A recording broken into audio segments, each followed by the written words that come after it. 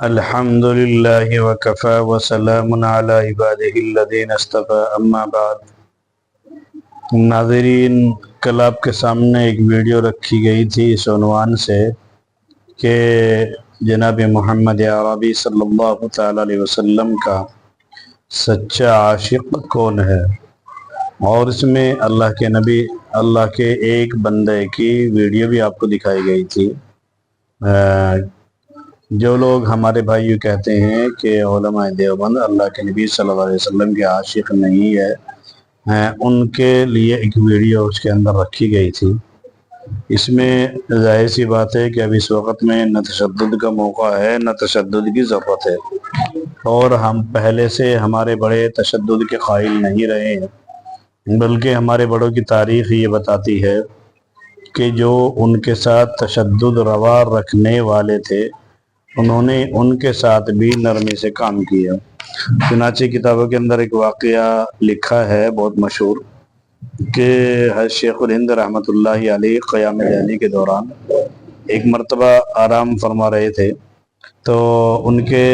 شاگردان رشید جو بڑے بڑے لوگ تھے انہوں نے وہ آپس میں بیٹھے ہوئے بار بات کر رہے تھے کہ بھائی فجر کی نماز کہاں پڑھیں گے۔ کسی نے کہا فلاں امام صاحب ہے،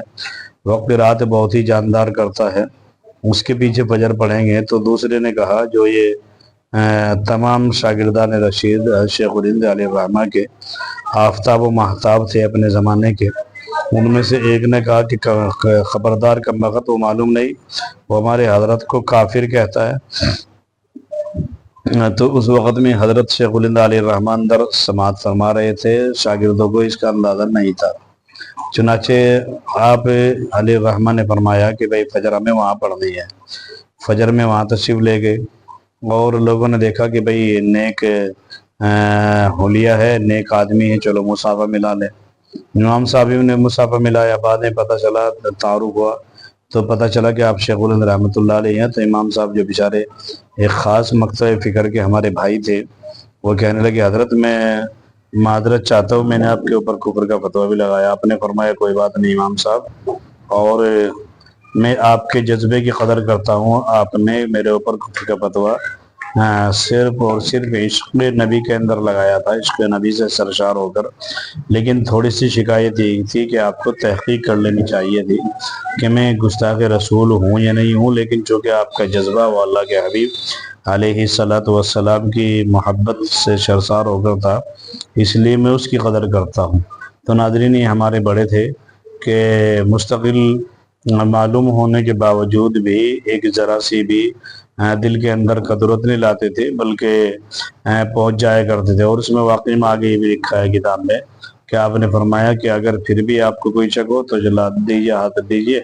میں آپ کے ہاتھ پر کلمہ پڑھ لیتا ہوں، آپ یہ سمجھتے ہیں ہم گستاخ رسول ہیں۔ یہ گستاخ رسول ہونے کا نمبر کیوں آیا؟ تو اسی کے اوپر ناظرین یہ آپ کی خدمت میں اسی کے بارے میں دو چار باتیں عرض کرنی ہے۔ جب ربیع الاول کا مہینہ آتا ہے تو ہر سال تو مستقل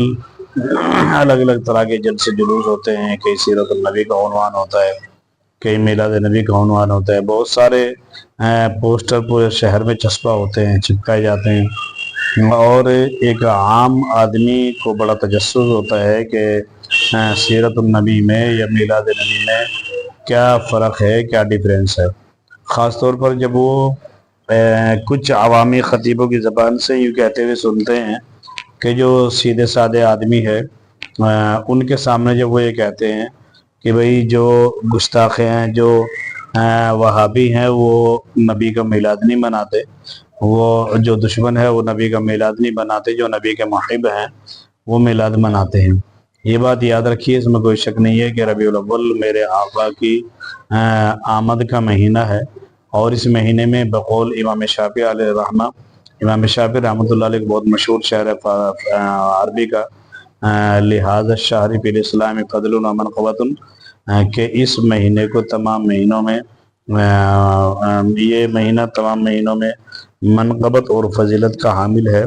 اور اس مہینے میں اس میں کوئی شک نہیں کہ تین بہاریں جمع ہو گئی ہیں، ایک تو مہینے کا نام ہی ربیع، اور دوسرے موسم بھی ربیع یعنی بہار کا خزاں کا موسم نہیں ہے، اور تیسرے آپ علیہ الصلاۃ والسلام کی آمد یہ مستقل بہار کائنات ہے، اس لیے کہ آپ علیہ الصلوۃ والسلام کی آمد سے اس ظلمت کدائی میں روشنی آئی، اور جس کو شاعر نے اپنے انداز میں اس کا نقشہ بڑے عجیب انداز میں کھینچا ہے۔ بہت عام سے شعر ہے وہ۔ بدی کا زور تھا ہر سو جہالت کی گھٹائیں تھی، گناہ و جرم کی چاروں طرف پھیلی ہوائیں تھی۔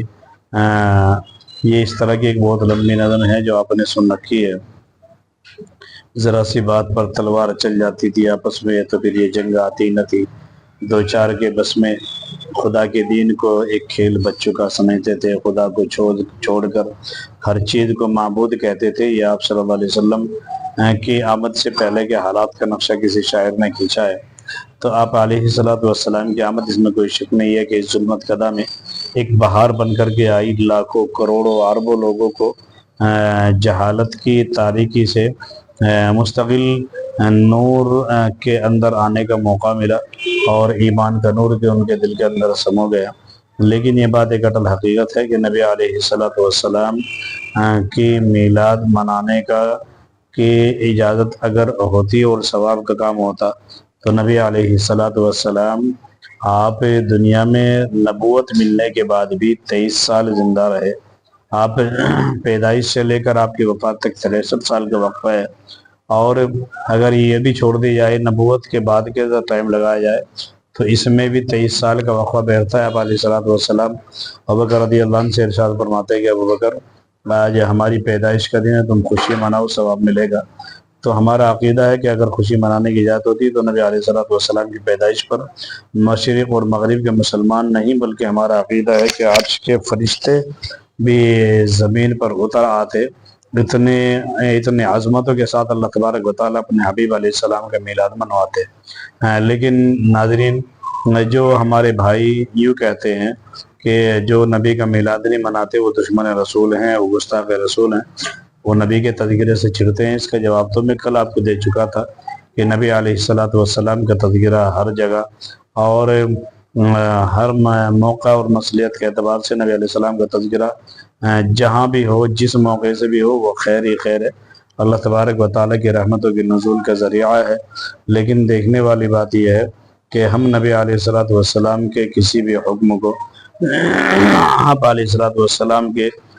بتائے ہوئے طریقوں کو مطابق یہ تلاش کرتے ہیں، ہم سب کو معلوم ہے۔ تو سب سے پہلے قرآن کریم کی 6666 آیتیں ہیں، اس میں کوئی ایک آیت ہمیں کوئی دکھا دے یا بتا دے۔ دوسرے نمبر پر احادیث نبی علیہ الصلوۃ والتسلیم ہے، اس میں کوئی ایک حدیث میں بھی اشارہ ملتا ہو۔ دوسرا، نبی علیہ الصلوۃ والسلام کے بعد آپ نے فرمایا تھا علیکم بسنتی وسنت الخلفاء الراشدین المہدیین، خلفاء راشدین کے طریقوں میں ملتا ہو، سنتوں میں ملتا ہو، اور یہ صحابہ 120 سال زندہ رہے ان میں ملتا ہو، ان کے کسی ایک بھی صحابی سے یہ منقول ہو، اور اس کے بعد تابعین 220 سال زندہ رہے، اس کے الگ کسی فقہ کی کتاب میں کوئی مستند دلیل ملتی ہو۔ تو ان چیزوں میں کوئی دلیل نہیں ہے۔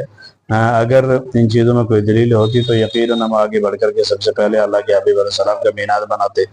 جہاں تک تعلق ہے نبی کے تذکرے کا، وہ تو خیر ہی خیر ہے، لیکن مقصد یہ ہے کہ صرف یوں سمجھنا کہ اسی ایک دن میں ہم چند گھنٹے میں جلوس نکال کے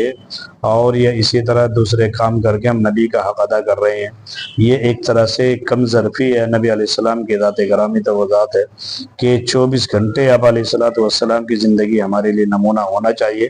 جیسے قرآن کریم کہتا ہے لقد کان لکم فی رسول اللہ اسوۃ حسنہ، کہ آپ علیہ السلام میں تمہارے لیے اسوہ حسنہ ہے، اور ما آتاکم الرسول فخذوہ وما نہاکم عنہ فانتہوا۔ ایک ایمان والے کی میلاد یہ ہونی چاہیے جیسے صحابہ کی میلاد تھی۔ صحابہ کی میلاد یہ ہوتی تھی کہ صحابہ علیہ الصلوۃ والسلام ایک ایک چیز کو نبی علیہ السلام کے طریقے کے مطابق انجام دیتے تھے۔ آپ کا کھانا کیسا تھا، آپ کا سونا کیسا تھا، آپ کے عبادت کا طریقہ کیا تھا، آپ کے شادی کا طریقہ کیا تھا، آپ کے پیدائش اگر ہو جاتی تو اس کا طریقہ کیا تھا، یہ تمام اپنی زندگی کے ہر موڑ پر نبی علیہ الصلوۃ والسلام کا تذکرہ زندگیوں میں وہ عمل میں کرتے تھے، تو وہ ہر موقع پر میلاد منایا کرتے تھے۔ تو ایسے ہی میلاد ہر ایمان والے کو منانی چاہیے کہ صرف 1-2 گھنٹے کے لیے نہیں، بلکہ آپ علیہ السلام کا حق یہ ہے کہ زندگی کے ایک ایک گوشے میں اور 24 گھنٹے والی زندگی میں ہمارا سب کام نبی علیہ الصلوۃ والسلام کے طریقے کے مطابق ہو، یہی اصل میلاد کا حق ہے۔ باقی اور رہی یہ رسم میلاد، اس کا عقیدہ رکھنا یہ اللہ کے حبیب علیہ السلام کے حدیث میں شامل ہے۔ شر الامور محدثاتها وکل محدثۃ بدعہ وکل بدعۃ ضلالہ وکل ضلالۃ فی النار، کہ ہر نئی چیز بدعت ہے اور ہر بدعت گمراہی ہے۔ شر الامور محدثاتها کہ معاملات میں سب سے بدتر امور وہ ہے جو گھڑ لیے گئے ہوں، جن کی شریعت میں کوئی اصل نہ ہو، ان کو صاف سمجھ کے کیا جا رہا ہو۔ تاریخ یہ بتاتی ہے کہ یہ مستقل ایک طرح سے 6 صدیوں تک اس کا کوئی وجود نہیں تھا۔ 7ویں صدی ہجری کے شروع میں مظفر الدین نام کا بادشاہ ہوا ہے موصل شہر میں، اس نے سب سے پہلے یہ کام ایجاد کیا، اور پھر اس کے بعد عمر ابن دہیہ جو درباری قسم کا آدمی تھا، مولوی تھا، اس نے کتاب لکھی جس میں اس کے فضائل بتائے گئے، اور بعد میں چل کر کے سلسلہ چلتا رہا۔ تو ہمارا مقصد نبی علیہ السلام کے تذکرے سے کوئی لینا دینا نہیں، نبی نہیں ہے نبی علیہ السلام کا تذکرہ، تو ایمان والے کو چاہیے اپنے عمل میں بھی کرے اور روزانہ درود شریف پڑھنے کا معمول بنائے، صبح شام کی تسبیحات جیسے ہمارے براتر بتاتے ہیں، لیکن یہ ایک صرف رسمی طور پر کر کے اپنے آپ کو میں نیاز نہ سمجھے، بلکہ نبی کا سچا عاشق اپنے آپ کو بنائے، یہ ہمارا مقصد ہے۔ یہ دوسرا حصہ انشاءاللہ کل اور بھی اس میں تھوڑی تفصیل ذکر کروں گا۔ السلام علیکم ورحمۃ اللہ وبرکاتہ۔